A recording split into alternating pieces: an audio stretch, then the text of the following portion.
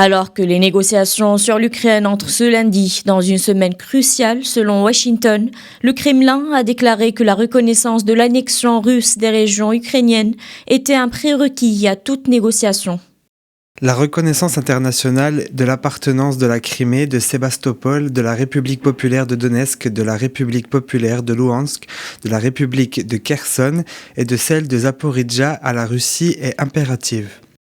De son côté, le président américain a estimé que son homologue ukrainien était prêt à céder sur le sujet de la Crimée, annexée par la Russie en 2014.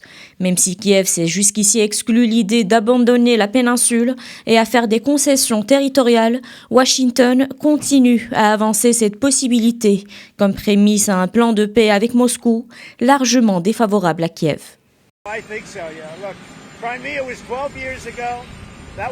Je pense que oui, Zelensky est prêt à renoncer à récupérer la Crimée. La Crimée, c'était il y a 12 ans. C'était à l'époque du président Obama. Je suis venu pour tenter de résoudre un problème qui est celui d'arrêter de tuer des civils.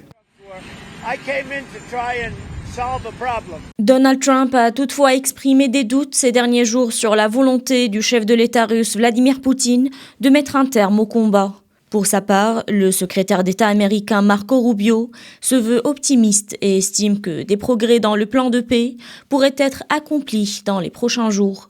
Pour l'Ukraine, comme pour les Européens, reconnaître l'annexion de la Crimée, c'est remettre en cause les fondements de la sécurité en Europe. 38 mois après avoir déclenché une invasion à grande échelle de l'Ukraine en février 2022, la Russie occupe environ 20% du territoire ukrainien.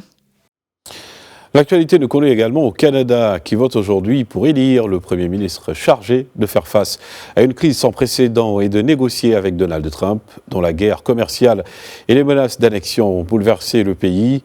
Deux candidats sont devant dans les intentions de vote, avec une longueur d'avance pour le candidat libéral et actuel Premier ministre Mark Carney, suivi de près par le chef des conservateurs Pierre Poilievre.